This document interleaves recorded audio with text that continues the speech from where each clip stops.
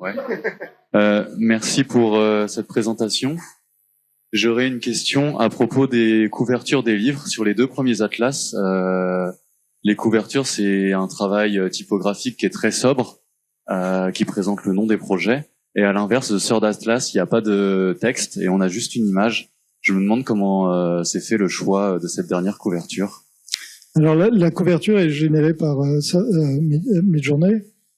C'est une semaine de travail, cette couverture. Ça m'a demandé vraiment un travail d'ajustement complètement. Et évidemment, au départ, je voulais qu'il y ait une typo. J'ai pas réussi à lui faire produire une typo convenable. Je l'ai nourri principalement avec la couverture du premier, d'où la couleur orange. C'est comme Midjourney, il génère des images sans histoire, sans épaisseur, sans consistance. Je trouvais que c'était intéressant de pas d'avoir un livre complètement silencieux. Mes livres sont généralement silencieux, mais là, on est au-delà du silence. Il y a même plus de titres, et je trouve que c'était une manière de projeter ces images dans le détaché de toute forme de contextualisation sémantique. Merci.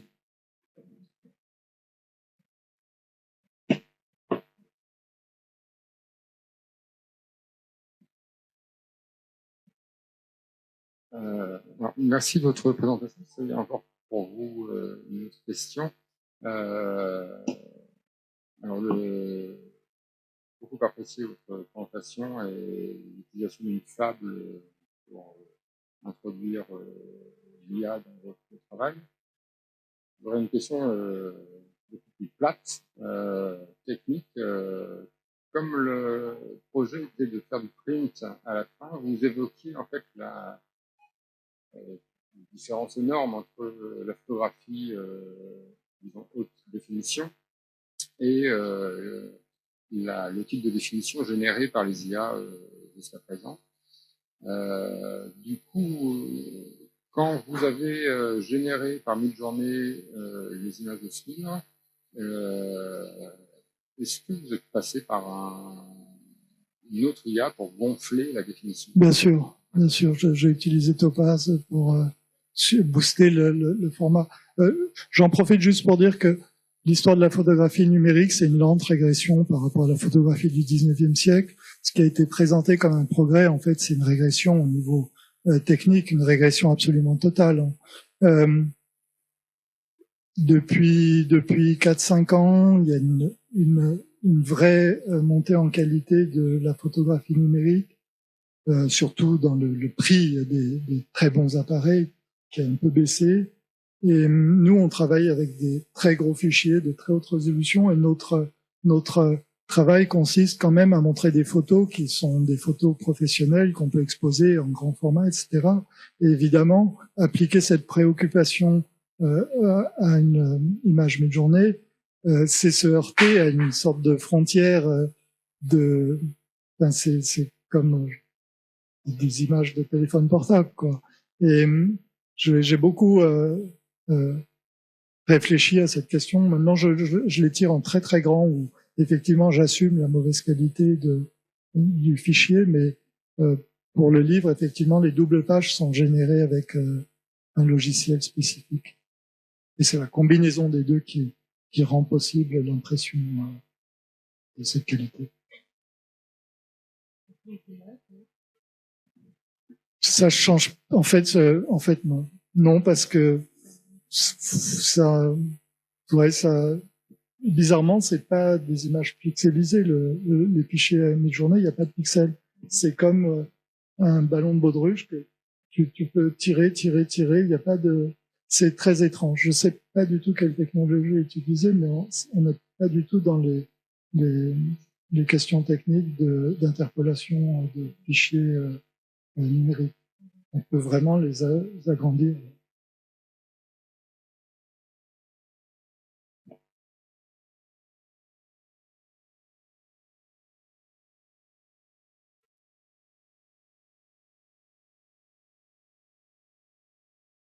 Voilà, donc on était censé faire une table ronde, puis vous avez vu finalement c'était des interventions successives. On s'était dit qu'on improvisait un peu, puis c'est ce qu'on a fait, mais ça a très bien marché, toutes les interventions étaient tout à fait passionnantes. Pour la question de l'interpolation qui marche bien avec les images générées par IA, je crois que c'est juste parce que ces IA font des choses avec des pixels qui se ressemblent. Et du coup, ça s'interpole beaucoup plus facilement. J'imagine que c'est ça. J'imagine, il y a très peu de couleurs, c'est des fichiers extrêmement pauvres, hein. C'est des toutes petites images. Le génie des ingénieurs, c'est d'avoir proposé des gammes chromatiques très cohérentes qui donnent l'illusion d'une richesse, des détails. Il y a beaucoup de filaments dans les images mid-journée qui donnent le sentiment qu'il y a un piqué très précis, mais c'est juste parce que il y a des petits points qui remplissent l'image comme ça. Mais je crois que la vraie question que tout le monde se pose et je crois qu'on devrait dialoguer là-dessus, c'est sur est-ce que l'IA est le diable ou est-ce que c'est un ange qui vient nous sauver? Est-ce que c'est comme le Viagra, ça va nous permettre d'avoir une sexualité nouvelle, ou est-ce que au contraire c'est l'illusion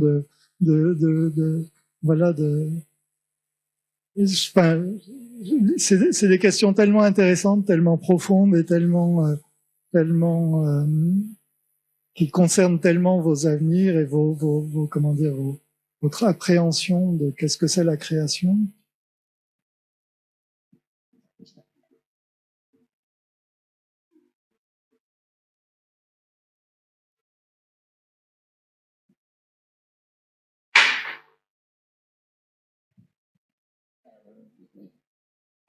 Yann Lequin a été évoqué ce matin et en fait, moi j'ai découvert le concept d'IA qui hallucine dans un article qu'il avait écrit.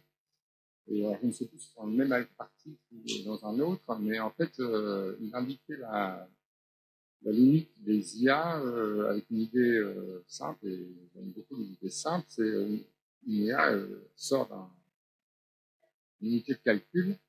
Il n'y a pas de corps au sens où nous avons un corps. Il n'y a pas d'existence. Et pour moi, ça a été lumineux sur le fait que l'IA ne comprenne absolument rien de ce qu'elle fait.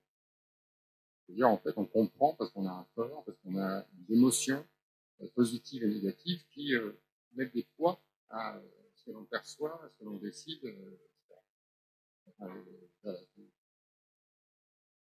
ne sais pas si ça répond à la question de savoir si c'est le nouveau Viagra ou pas, mais en tout cas, la limitation-là me paraît une définition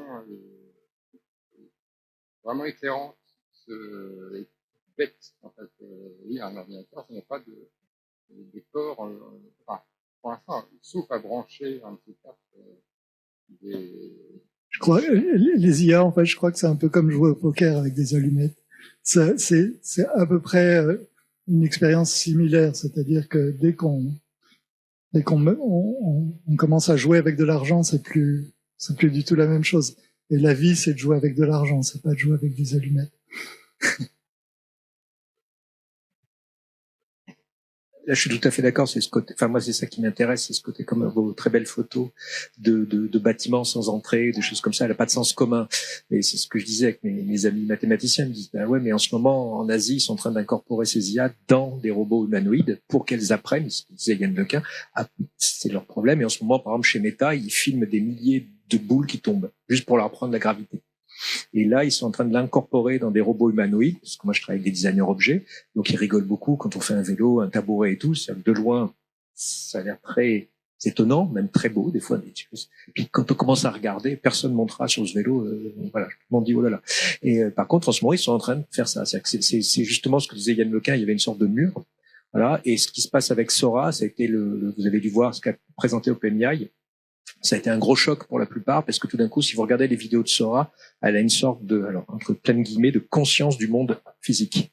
Par exemple, un ami, il y a une vidéo qui montre quelqu'un qui renverse de l'eau sur une table, il a failli s'évanouir. Je lui dis, t'imagines, il a compris que l'eau traversait pas le bois. Voilà. Et là, ils disent, ils savent pas comment ils font. C'est encore des nouveaux systèmes qui avancent toujours, mais c'est toujours ce côté, enfin moi qui m'intéresse beaucoup, mais de frontières qui avancent petit à petit. Alors des fois c'est des détails, hein, moi je l'avais même pas vu, hein, que l'eau traversait pas le mur. Je dis, bah oui, et alors pour un mathématicien, lui il s'est évanoui. Il a dit mais là, qu'est-ce que c'est que ce nouveau concept ou algorithme mathématique qui permet de faire ça, cette compréhension du monde physique, voilà, qui est que simulé. Hein. Voilà. Et c'est là qui est intéressant, c'est les interstices. D'un coup, nous on voit des choses comme ça. Par contre, ça avance. Par exemple, les doigts, c'est fini. Voilà, on rigolait il y a un an. Enfin voilà, à chaque fois on rigole, mais on rigole pas longtemps en fait. Non mais c'est vraiment ça. C'est souvent on va dire oui, mais en fait on rigole pas longtemps. Là, quand on va dans le photoréalisme, hein, moi c'est marrant ce que vous dites, puisque moi la réaction c'est la version 3. Chez les graphistes et les illustrateurs, c'est la version 3 de Midjourney où tout le monde là a fait bon, ok, on arrête de rire. C'est ça qu'il a été entraîné sur des choses en 2D, beaucoup, pas du tout photographique. C'est la version 5 est passée 4, je me rappelle même plus, était intermédiaire, pas très intéressante, mais la 5 était vraiment, même la point 2 là, très étonnante. Mais nous, enfin quand je dis nous, les gens autour de moi dans le domaine graphique et illustration, c'est la version 3 où là tout le monde on a arrêté de rire. Voilà, on a fait même si quand on les regarde, elles sont très bizarres, très étonnantes, mais elles sont très intéressantes aussi. C'est un peu là, j'ai le même retour que vous, où j'ai vraiment passé 6 mois de ma vie dans un univers parallèle, avec mes petites typos, des choses comme ça, fascinantes. Et d'ailleurs, maintenant, je trouve ça plus très intéressant. Justement, la version 6, des choses comme ça, il faut arrêter non-stop, lui dire sois simple, fais-toi en 2D, justement, fais des choses un peu plus sales. Enfin voilà, c'est compliqué de lui faire une image intéressante, sinon on se retrouve dans Netflix. Voilà. Toujours Netflix, c'est mon obsession. Chef opérateur de Netflix.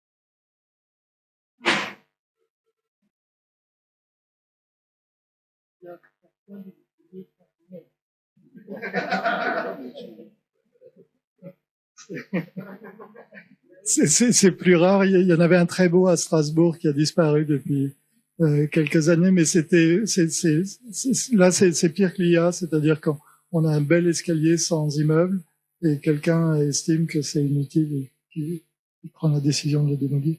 Et là on a effectivement toute l'étendue de la bêtise humaine versus la bêtise de l'intelligence artificielle. Mais oui, vive les escaliers sans immeuble. Bonsoir. Nous avons donc assisté cet après-midi à tout ce que vous nous avez dit sur la génération d'images nouvelles au travers de l'IA. Nous sommes quelques-uns ici, nous sommes des amis du FRAC de Normandie. Et donc, l'intervention que je voulais simplement faire, c'est qu'en est-il de ces images dans le monde de l'art plastique aujourd'hui? Alors, le programme du FRAC depuis quelques années, là, avec un nouveau directeur qui était venu, ça a été de nous montrer beaucoup de peinture-sculpture. Je pense qu'ici, il y a beaucoup d'étudiants. Je ne sais pas ce qu'ils font de peinture, de sculpture, mais ils en font certainement un peu. Ils font un peu de tout peut-être. Et on voit que dans la génération des images aujourd'hui produites par les artistes, des grands comme des inconnus, on est revenu à beaucoup de peinture et beaucoup d'abstraction dans la peinture, des mélanges d'ailleurs. Moi, ce que j'ai vu dans les images que vous nous avez montrées, certaines allaient vers la BD d'une autre manière, et vous l'avez d'ailleurs dit, et d'autres c'est un mot qui est sorti, c'est le surréalisme. J'ai eu comme la sensation que finalement Dada, les surréalistes sont revenus aujourd'hui au travers de ces hybridations que vous montrez d'images qui sont des images emmagasinées anciennes, mais provenant de tous les créateurs qui étaient avant vous, avant nous. Et ça fonctionne bien, puisque finalement, c'est le principe du surréalisme, c'était le mariage de la carpe et du lapin, quoi. Donc, on arrive à ça, et puis notamment, enfin, vraiment, dans une des dernières projections que vous avez faites, on pensait à Dali complètement. Donc, voilà, comment, enfin, ce que j'ai envie de dire, c'est que, est-ce qu'on a vraiment avancé? Oui, on a montré de nouvelles images, mais dans le principe même de ce qui nous est donné à voir depuis des siècles, on est un peu stocké là sur cette manière surréaliste de montrer les choses. Est-ce que on va pouvoir plus? Je ne sais pas s'il y a pu s'y prêter. J'ai noté ce qu'avait dit monsieur là aussi. Ce qui manque dans l'IA, c'est, enfin, dans ce qui de l'expérience que vous en avez apparemment, de ce que nous on peut en ressentir, c'est qu'il manque nos sensations, tout ce que nous avons du sensible de nos sens, que l'IA n'a pas encore aujourd'hui, me semble-t-il, complètement emmagasiné. Oh ben, il manque tout dans l'IA. Oui, enfin voilà. Il manque absolument tout, sauf, pour l'instant, sauf la capacité de calculer très rapidement. Oui, voilà, bien sûr. Et de mélanger c'est comme si on avait un immense jeu de cartes et on le rebat tout le temps. Mais il me semble que alors permettez-moi, je suis biologiste médical. Donc, de mon point de vue, je ne vois pas pourquoi on n'arriverait pas à injecter dans l'IA aussi de ce qui fait de nos sensations. Alors, ce sera à venir plus tard, mais tout ce qui nous touche, du toucher, de la chaleur, des choses comme ça de fines qu'on a en permanence, peut-être tout ça peut être de nouveau emmagasiné là-dedans et devenir faire en sorte que cette IA soit plus humaine et amener à de nouvelles choses. Et puis je voudrais juste terminer en disant que quand vous dites que ayant expérimenté Midjourney, peut-être dans toutes ses versions, avec une version qui est plus générique et les autres qui sont des développements qui remettent pas en cause, si j'ai bien compris, je suis persuadé, vous peut-être certainement aussi, que demain, il va y avoir de nouveaux algorithmes, de nouvelles manières de refaire, et puis quelqu'un comme vous, un nouveau créateur, va trouver son plaisir à générer des images de nouveau. Mais il sera comme vous, comme on est tous à un moment donné, eh ben, le programme ne peut pas faire plus que ce qu'il n'a, même si on le développe mieux. Mais il y a des concepts peut-être qui vont faire qu'on va avoir de nouveaux programmes qui vont chahuter complètement. Enfin, c'est l'idée que je m'en fais. Alors, je reviens à la biologie, c'est ce qu'on peut appeler vraiment des mutations. Alors, par exemple, madame, ce que j'ai trouvé amusant, c'est dans vos images de la personne avec mangeant des saucisses, je pensais à Cindy Sherman, complètement. Et donc, on voit bien que dans les images qui vous sont offertes en mélange dans l'IA, certainement toutes ces images de créateurs, elles sont dedans. Alors je pense que c'est pas plus ou moins de poids, c'est pas comme tant vous l'avez les dit, images si ça vient d'Amérique ou d'ailleurs, mais quand même quelque part elles en ont l'empreinte. Je pense que c'est pas forcément toutes les images ne sont pas dans les IA. Enfin, c'est pas un tout qui contient tout. Je veux dire, c'est la personne qui interagit avec l'IA qui va avoir une démarche, des questionnements et qui va finalement se projeter dans cet outil-là. Je veux dire, l'IA n'est pas ça n'a rien d'humain, c'est un outil. C'est un outil de production d'images. Absolument. C'est tout. Tout ce qu'on a compris en tant que béotien là-dedans, c'est que le créateur, c'est celui qui choisit. Et ça l'a toujours été. Fût-ce Michel-Ange, enfin, il a choisi de faire Dieu comme ça, d'une manière plus réaliste, etc. Et donc, je crois que la création humaine, c'est du choix. Ouais, c'est ça. Enfin, franchement, même, je sais pas après en musique, mais dans la production d'images, en tout cas, c'est un outil au même titre que d'autres outils. il est effectivement bluffant parce que en 4 secondes, comme l'a dit Étienne, on va avoir quelque chose, et c'est pas ce quelque chose qui va forcément répondre à ce que vous souhaitez. Donc voilà, c'est un outil qu'il faut apprendre à manipuler. Des fois on s'en sert, des fois on fait autrement. Et ben voilà, on n'invente pas parce que l'outil est nouveau des nouvelles images. Elles sont la démarche est la même que d'autres en fait. Enfin, moi je vois pas de. Après on peut créer des images effectivement plus surréalistes parce que elle va associer des choses qui n'ont absolument rien à voir parfois. Donc ça paraît comme ça un outil qui produit des images surréalistes assez rapidement parce qu'il n'y a pas de sens d'association. Enfin, voilà, elle n'a pas la compréhension de qu'est-ce qui s'associe avec autre chose. Moi, il me semble que vraiment aujourd'hui l'outil est suffisamment. Je reviens toujours à la Fender Stratocaster. Si on avait attendu le synthétiseur pour considérer qu'on a abouti quelque chose, on n'aurait pas eu Jimi Hendrix entre les deux, ça aurait été dommage. Je pense que là, on est à un stade d'évolution de l'outil qui est suffisante pour commencer à jouer un peu, pas attendre la génération suivante de l'outil qui va nous permettre, soi-disant, d'être je ne sais pas quoi et de faire je ne sais pas quoi. On a un outil là qui permet vraiment de faire quelque chose de singulier, de nouveau. Moi, j'ai pas cette prétention. Je le regarde dans l'histoire, je l'ai resitué dans l'histoire de la production d'images en tant que consommateur d'internet, producteur d'images sur le terrain, d'images documentaires, et de situer un troisième champ de l'image qui est l'image autogénérée. Et c'était ça mon défi personnel.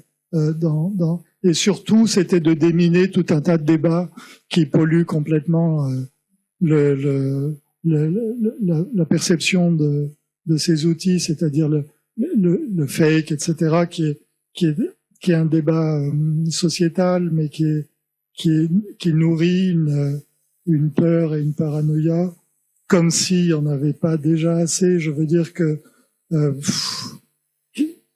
ça ne dupe personne, ça ne laisse personne.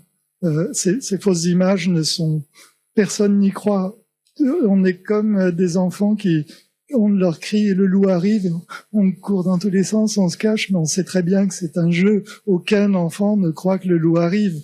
Mais nous, on arrive au point où, quand les gens crient au loup, on ne sait même plus que c'est un loup fictif, que c'est un loup d'enfant, que c'est une fiction, que ces fausses images sont des blagues et sont des pures, ce sont des images aussi fausses que les mangeurs de saucisses.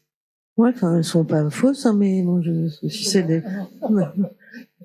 Non, mais enfin, pour le fait que moi, je suis pas tout à fait d'accord, parce qu'en fait, effectivement, pour l'instant, personne n'a peur, mais quand même dans des processus. Oui, enfin, elle est pas là. Enfin, tu l'as dit toi-même, on s'enfuit, on ne croit pas au loup.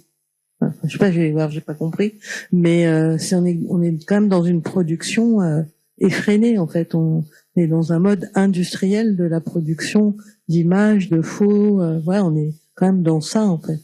Donc c'est peut-être pas dangereux aujourd'hui, ça le sera sûrement plus tard. La guerre en Irak a été déclenchée par une image qui date de bien avant les IA et enfin aucune image produite par IA ne résiste à une expertise. C'est aussi simple que ça. Et quand je dis expertise, c'est une expertise de bas niveau. Hein. C'est moi l'expert, c'est vous. N'importe quelle personne raisonnable détecte immédiatement la falsification. Et même s'il ne le détectait pas, quelle importance que le pape se soit baladé qui est lésé dans cette histoire? Quel est le problème de cette falsification? Mais en tout cas, pour ce qui est de la collection du FRAC, Normandie, je connais un peu Vincent Pécoil et je trouve qu'il a, pour le coup, il a pris une direction qui est une direction assez bien, comment dire, assez clairement établie. Enfin, peut-être la chose la plus édifiante, c'est que la céramique s'est jamais aussi bien portée l'artisanat ne s'est jamais aussi bien porté dans l'art contemporain qu'aujourd'hui. Il y a eu toute cette espèce de grand passage gaguesque où on a anticipé l'impression 3D comme étant le futur de la sculpture, etc. Résultat, tout le monde malaxe de la terre glaise enfin voilà, c'est la réalité quand même dément dans des proportions tellement opposées le fantasme d'une technologisation de l'art qu'on est obligé d'admettre que les artistes ont besoin de toucher de la matière, de plier, de tordre, non. Moi, je connais plein d'artistes digitaux, numériques.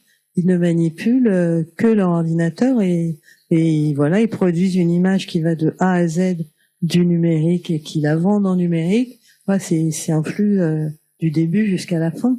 Et voilà, ils n'ont pas forcément besoin de rematérialiser. Il y en a énormément. Après, ça n'intéresse pas aujourd'hui peut-être toutes les institutions qui collectionnent, mais c'est une réalité des jeunes artistes qui produisent du numérique de A à Z, voilà, et qui le vendent en numérique. Donc mais c'est peut-être pas ce qui entoure aujourd'hui. Ouais, mais il y a plein d'artistes qui n'ont pas besoin de toucher une matière, qui n'ont pas besoin d'avoir un pinceau. C'est une réalité aussi en fait. Non, mais je conteste pas ça. Je dis juste que ce qui est étonnant, c'est de voir le nombre d'artistes qui font de la terre cuite. Et c'est ça. Enfin, si on réfléchit pas à cette contradiction, qui est quand même une réalité assez stupéfiante, qui va à l'encontre un peu du jugement commun. Et c'est l'impression que j'ai de la direction de Vincent Pécoile qui malgré tout défend un art très concret, très réel, très matériel, dans une période où précisément il y a une remise en cause il me semble, hein, je suis pas du tout un expert.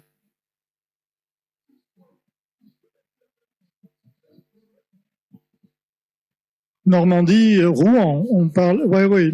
Il faut. Après, je distingue un peu Caen de Rouen, qui est deux crèmeries un peu différentes.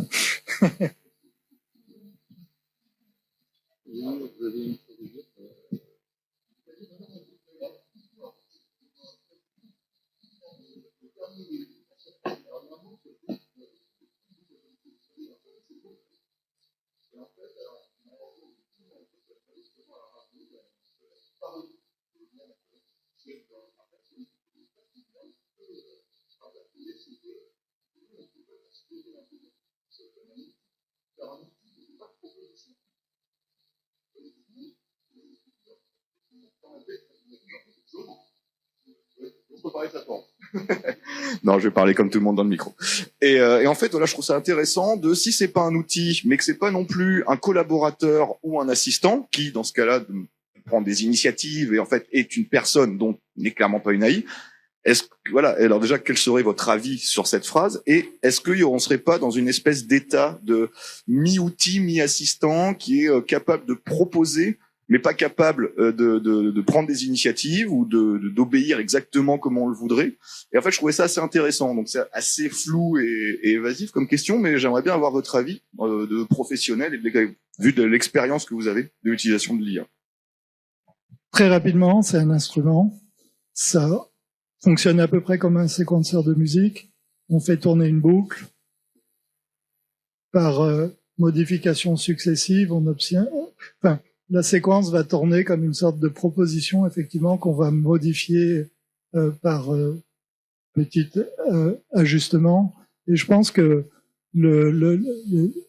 c'est plus un instrument qu'un outil. C'est-à-dire, dans cette idée du séquenceur de musique, qui est un truc qui tourne tout seul. Enfin, je ne sais pas si vous êtes familier de la musique électronique, mais c'est vrai que quand on lance une boucle, il y a quelque chose d'absolument irrésistible qui fait qu'on part dedans et puis on commence à filtrer, à changer le truc. Mais c'est un processus très organique qui est assez proche, à mon sens, de du processus de l'image autogénérée.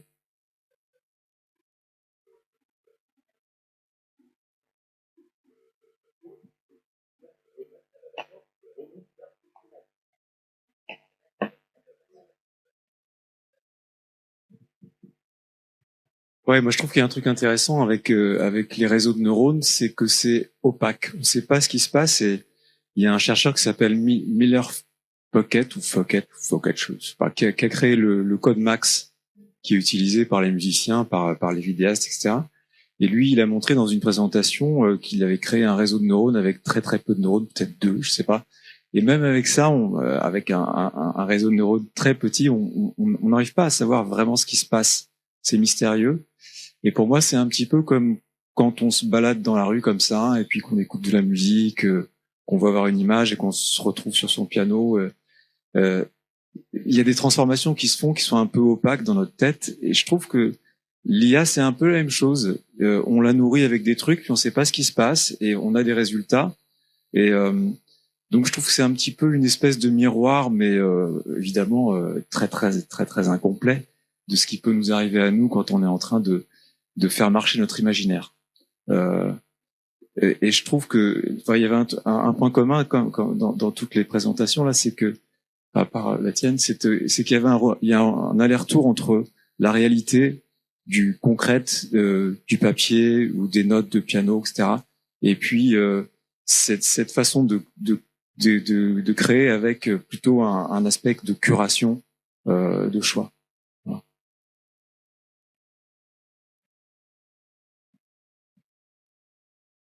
Bon, je reviens juste à la comparaison avec les gros synthétiseurs analogiques. Tu sais, quand tu retires un câble et tu le branches à côté, tout d'un coup, c'est plus du tout la même chose. Parce que malgré tout, dans la complexité du câblage des gros synthétiseurs analogiques, il y a un moment où on perd la logique des filtrages et on change de câble et tout change.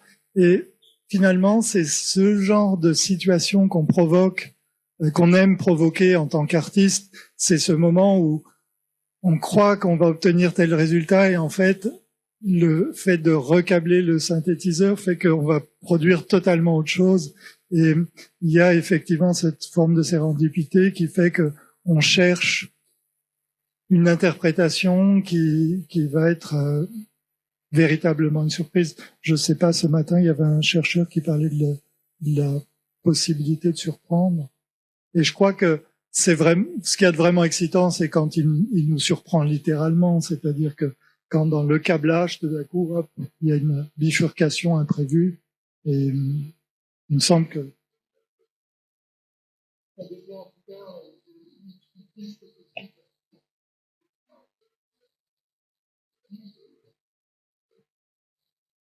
Ouais, ou un assistant sous acide. Non, mais moi, je le considère vraiment comme ça. Il a tout vu, mais il n'est pas cohérent. Voilà. Par contre, il est capable de vous étonner parfois. Par contre, ce que je voulais dire, alors quand je dis vous, dans le domaine de l'art, c'est ce que vous disiez par exemple, c'est plutôt un champ d'expérimentation, un nouveau champ qui s'ouvre. Ce que je voulais dire, c'est que dans le domaine graphique, des illustrateurs, graphistes et tout, en ce moment, c'est ultra violent. Mais c'est-à-dire que les plus jeunes ont plus de travail. Mais c'est clair, net, précis. C'est pas une blague. C'est vraiment les jeunes illustrateurs qui sortent. Dans le jeu vidéo, c'est pareil. Les jeunes modeleurs, les choses comme ça. Donc, en fait, alors ça va pas durer longtemps parce que, à mon avis, j'espère, c'est comme l'arrivée de la PAO que j'ai vécu moi, donc l'informatique dans le domaine du graphisme. 91, voilà, c'est précis. 90, 91, ça a été une catastrophe. C'est-à-dire que d'un coup, des imprimeries sont arrêtées. Mais vraiment, moi je l'ai vécu. Donc totalement, les métiers, moi on m'a dit, il faut arrêter d'être graphiste, c'est fini. Il n'y a jamais eu autant de graphistes que maintenant. Donc, voilà. Le niveau s'est écroulé. 95, 96, c'est revenu. C'est-à-dire tout d'un coup, même ça a été une libération pour la typographie. C'est un âge d'or de la typographie, les années 90, grâce à l'arrivée de ces nouveaux outils. Là, les années qui arrivent, là, les 2 prochaines années, elles sont mais vraiment dramatiques. Pourtant, moi je suis plutôt optimiste avec les IA et tout, mais dans les arts appliqués, ce qui se passe, c'est que nous tous, on a l'œil exercé, on va dire, mais la plupart du temps, des commanditaires, éditeurs de livres pour enfants et compagnie, ils ont déjà fait, mais il va y avoir des catastrophes. Moi, je travaille dans le jeu de société, je peux vous dire que, alors si vous faites de l'heroic fantasy dans le jeu de société, il faut arrêter.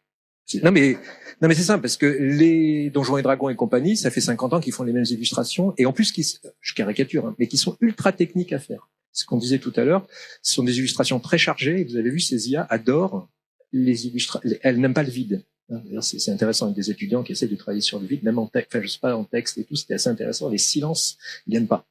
Donc voilà. Et là, ce type d'illustration très chargée, très technique et compagnie, en plus ça fait 50 ans que c'est la même chose, là, c'est 4 secondes. Je rigole pas, 4 secondes. C'est 4 secondes. Un dragon en haut d'une, je sais pas quoi. Voilà. Donc là, il y a tout un pan qui est vraiment, où là, moi j'ai les vrais chiffres, enfin quand je dis les vrais chiffres, des copains, voilà, c'est 50% de moins de chiffre d'affaires cette année. 2023, hein. 2024, ça va être... Voilà. Non, mais vraiment, moi, ça fait 20 ans que je travaille avec ce magazine, ils m'ont dit dehors. Voilà. Parce que, il y a mi-journée, si c'est fait pour faire des petites illustrations d'horoscope ou de météo, on n'a pas besoin. Voilà. Alors, je pense qu'ils vont revenir en arrière parce qu'il faut avoir l'œil, mais moi, ce que j'ai peur, c'est qu'une grande partie on va dire, chez les éditeurs, les choses comme ça, n'ont pas des fois la culture ou l'œil. Et moi, juste pour finir, dans les agences, en ce moment, ce qui se passe, c'est le marketing qui avait déjà beaucoup de pouvoir. Le marketing prend totalement le pouvoir parce que tout d'un coup, on leur donne la faculté de bien savoir photographier, dessiner avec plein de guillemets. D'accord? Et donc là, ils disent, en fait, ça me suffit. C'est comme le McDo. Surtout d'un coup, ça va. Enfin, des fois, le McDo, moi, j'y vais, ça me suffit. Enfin, je sais où je vais, vous voyez. Et il y en a plein, ils disent, moi, ça coûte 10 € par mois. Moi, je l'ai eu en vrai. Hein. Il y a 2 ans, un ami, entre guillemets, éditeur dans une grande société qui m'appelle, dit, ouais, les IA, je vois que tu fais avec et tout. Il me dit, je te jure, moi, les illustrateurs, si je peux les enlever, ça rend jamais à l'heure, ça discute et ça veut des droits. Ah, j'ai fait, ouais, c'est pas faux, mais c'était clair. Et il l'a fait. Hein. Alors, par contre, c'est horrible ce qu'il fait. Mais ça continue à se vendre. Bon, parce que c'est une grosse licence, blablabla. Et donc là, c'est un vrai problème. Là, je me décale, hein, je suis pas dans le champ de l'art, là, où là, je pense qu'il y a presque aucun problème. Enfin, c'est même presque une chance. Enfin, non, mais je pense que c'est une chance même d'expérimentation, de choses comme ça. Après, là, les jeunes illustrateurs, moi, avec qui je travaille, donc il faut qu'ils se radicalisent au sens extrêmement originaux. C'est-à-dire qu'il faut qu'ils prouvent justement travailler sur le silence, travailler sur justement travailler avec du fax, de la photocopie, des choses qui sont vraiment très personnelles. Et si c'est pour copier les mangas, parce qu'en ce moment, quand je dis en ce moment, ça fait 30 ans que les jeunes français en tout cas sont très inspirés des mangas, là il faut se décaler. Voilà. Fin de cette petite parenthèse optimiste. Voilà, mais je pense que dans 2-3 ans ça va revenir, mais c'est vrai qu'il va y avoir une phase, il va falloir que les gens comprennent que ces images, même si ce n'est que du bluff, voilà, et que des fois ça a l'air comme un bon gâteau brillant, vous savez, il a l'air bon, puis vous le goûtez, c'est dégueulasse ce truc, quand il avait l'air très joli. Ouais, pardon.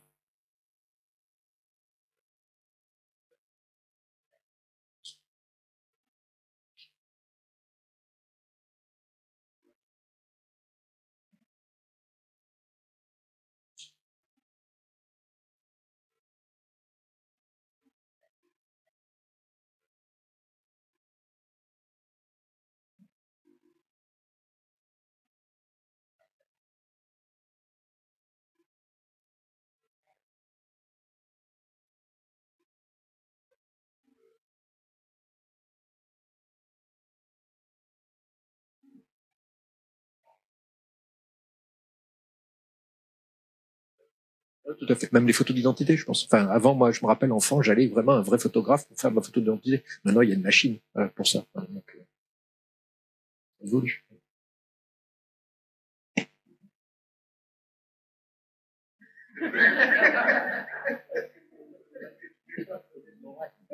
C'est des alors je suis plutôt optimiste, vous voyez, mais quand même,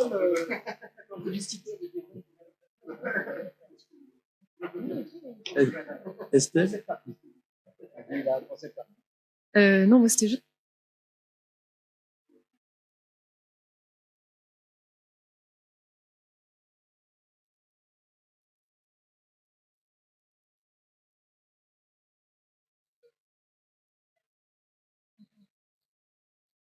C'est bon? Oui, c'est bon. C'était juste du coup pour rebondir sur quand tu parles des jeunes illustrateurs et de tout cet événement avec l'IA. Moi, je viens d'une formation d'illustration justement mes 3 dernières années avant. Et justement, il y a aussi cette peur. Beaucoup d'étudiants en art appliqué, design graphique et illustration, justement, ont peur des IA et du coup ne les utilisent pas aussi pour entre guillemets en mouvement de protestation. Donc, quand tu dis que oui, effectivement, certains éditeurs ont peut-être pas un œil assez visible ou quoi, mais je pense que c'est pas non plus quelque chose qui va prendre de l'ampleur, étant donné que beaucoup d'illustrateurs aussi revendiquent leur art et leur métiers manuels. Et si on continue d'avoir des formations aussi traditionnelles, c'est aussi pour ne pas perdre ce côté trad fait à la main, pour ne pas le remplacer par les intelligences artificielles. Ce que je disais, enfin moi je vois, enfin, je me promène beaucoup dans des écoles d'art et de design, et le retour au tangible, enfin voilà, la céramique, la sérigraphie, compagnie. Ça, je suis 100% d'accord. Le seul problème, c'est que tout d'un coup, tu as une machine qui vaut 10 euros par mois. Non, mais c'est vraiment ça. C'est qu'en face, c'est 10 euros par mois. Voilà. Et je fais 200 images. Et puis, et donc là, pour des gens qui sont peu exigeants, voilà. Alors, je pense que ça va se séparer en deux. Enfin, je suis pas devin et croyez jamais ce que je dis, parce que ça marche jamais, mais en gros, il va y avoir une sorte de haut de gamme. Mais c'est pareil, comme dans tous les domaines, d'un coup, qui vont vraiment être faits à la main, entre guillemets. Alors, qui peut être d'ailleurs, comment dire, comment on peut dire, en coopération avec des IA, c'est pas le problème. Hein. Moi, je fais des trucs en papier en ce moment, mais je m'inspire par des IA, mais je fais des trucs en papier après. Donc, c'est pas le problème. Puis après, il y a des choses. Moi, j'ai vu des boîtes, une boîte de 300 personnes qui a fait en Bretagne, 300 personnes qui font du marketing, qui génèrent des vidéos TikTok, mais c'est incroyable. Ils les regardent même pas. C'est que des marketeurs qui promptent le truc et qui vous arrivez, je veux vendre une vidéo de basket. Et je crois ce qu'on l'a dit tout à l'heure, c'est qu'à ce moment, en plus, les algorithmes vont promouvoir la quantité. Donc tout d'un coup, plus je mets des vidéos de mes baskets, j'en fais 10, 15 par jour, de vidéos TikTok différentes. C'est des vidéos TikTok de basket. Quand je dis on s'en fout, je vois même pas que c'est fait par une IA ou pas, c'est une sorte de slideshow amélioré. Et eux, ça fait remonter dans les algorithmes. Et il y a une promotion à ça. Et donc là, tout ce domaine est complètement pour. Enfin, en tout cas, mon avis, mais en tout cas rempli de ce genre de choses. Voilà. Et où là, ils étaient 300 personnes du marketing, 4 graphistes. Et les graphistes disaient bon, on va partir. Enfin, non mais j'ai dit vous avez raison. Voilà. Non mais voilà, ils ont parce qu'en fait eux ils ont mis les templates en place. Vous voyez ce qui se passe là, c'était il y a 6 mois. J'étais là, wow. Ils mettaient les templates. En fait ils ont mis en gros en place le truc qui allait les virer. Vous voyez ils disent bon ben voilà graphiquement il faut faire comme ça, la charte de Bilus c'est comme ça, on va donner des règles, on va faire de l'apprentissage, puis une fois que c'est fait, ben au revoir monsieur. Voilà. Donc c'était vraiment, bon, ils étaient au courant, de toute façon ils voulaient pas rester là-dedans, hein, vous imaginez, mais c'est quand même la réalité. Et aussi sur les jeunes illustrateurs, moi j'en vois souvent qui sont contre, je leur dis non, enfin, ils font ce qu'ils veulent, mais on peut pas lutter, c'est de l'eau en fait, vous voyez, ça passe dans tous les sens et tout. Au contraire, apprenez à l'utiliser pour encore plus aller, être encore plus radical dans vos propositions, encore plus humaines. C'est-à-dire que ça peut te proposer des nouvelles pistes, des choses comme ça, pour après le refaire à la main. Alors facile à dire, hein. Mais et justement, si vous êtes vraiment, moi j'en ai vraiment des énervés. Hein. Je dis, on a fait comme ça, je vais le montrer bientôt, un carnet. Elles ont fait, les étudiantes de la IR, les Arts Déco de Strasbourg, comment dire, un petit carnet de survie pour illustrateurs de 2030. Et super drôle, mais vraiment très drôle, parce que justement, elles étaient très, très contre. Je dis, allons-y gaiement. Et justement, elles ont trouvé des solutions, même pour hacker entre guillemets ces IA, justement, comment lui mettre des images pornographiques alors qu'il n'a pas le droit, ou au contraire bloquer des images classiques, essayer de mieux comprendre ces algorithmes, ce sens commun qu'elles n'ont pas. Donc, comment la bloquer, comment faire. Et en fait, elles se sont beaucoup amusées. D'ailleurs, j'espère, je vais voir ce qu'elles vont faire après, mais ça les a permis de développer des esthétiques tout à fait nouvelles, et qui était très intéressante et qui était en lutte contre ces IA, mais qui utilisait ces IA quand même. Ouais. Pareil, je vous vois là, j'ai rencontré une avocate qui travaillait à la défense des droits d'auteur pour un illustrateur X ou Y contre les IA, enfin contre. Hein, mais elle utilisait les IA pour s'aider. Non mais voilà, non c'était intéressant, c'est-à-dire que c'était quelque chose de récursif en fait. J'utilise une IA contre elle-même. Voilà. Et donc il y a des chemins qui sont extrêmement intéressants intellectuellement, c'était vraiment intéressant. Et justement après là, elle l'utilise, mais justement quand on le regarde, ça fait pas du tout IA, ça fait pas du tout justement ce que vous disiez, cet affreux mid-journée 6 ou 5 ou ce qu'on veut, où on voit cette patine, voilà, un peu bizarre. Mais en tout cas, ouais, c'est assez passionnant quand même ce qui se passe parce que ça et surtout ce que j'ai remarqué, c'est que en tant que vieux, non mais l'arrivée de l'informatique, ça a mis 40 ans pour toucher tous les corps de métier. Ça a commencé chez les informaticiens, les comptables, après on va dire les graphistes, non d'abord les journalistes, les auteurs, après les graphistes, après les architectes. Voilà. Là c'est en 2 ans, tout le monde. Voilà. C'est là où c'est assez, comment dire, assez violent entre guillemets, parce que tous les corps de métier et le marketing font les malins pour tout vous dire, mais aussi le marketing peut se faire remplacer. Puisque faire un petit slogan rigolo et bidule, c'est pas très compliqué. Voilà.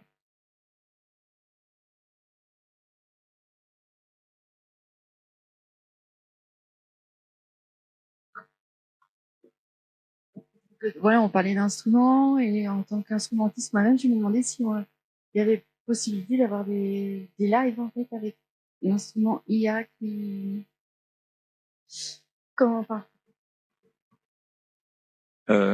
Il y a un truc qui est vraiment génial, c'est le clonage vocal en temps réel. C'est de pouvoir chanter avec des modèles vocaux qu'on crée. Donc moi, c'est ce que je suis en train de faire justement.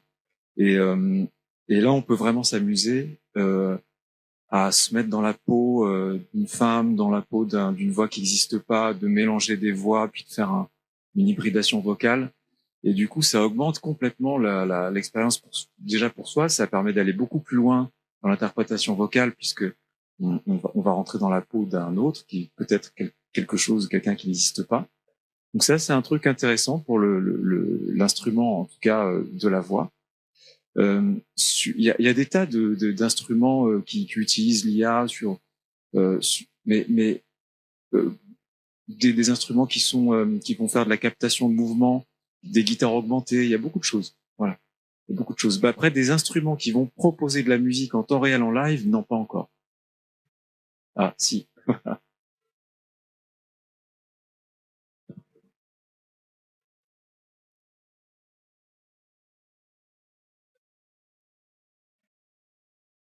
Oui, il y a des interactions qui se font avec le son, etc., avec le mouvement, mais pas la génération, voilà. Pas la génération de musique, vraiment la génération d'harmonie, comme on peut le voir sur texto musique. Voilà, c'est des interactions. Voilà. Dans le genre, il y en a un qui m'avait impressionné, c'était l'orchestrion de Pat Metheny, où il joue tout seul et tous les robots jouent avec lui. Ça marche super bien, mais on a un petit peu peur pour ces vrais musiciens. On se dit, mais en fait, il les a utilisés pareil pendant toute sa carrière. Je sais pas si vous connaissez Pat Metheny, mais c'est toujours très très bien calé et tout, et c'est assez terrible pour eux.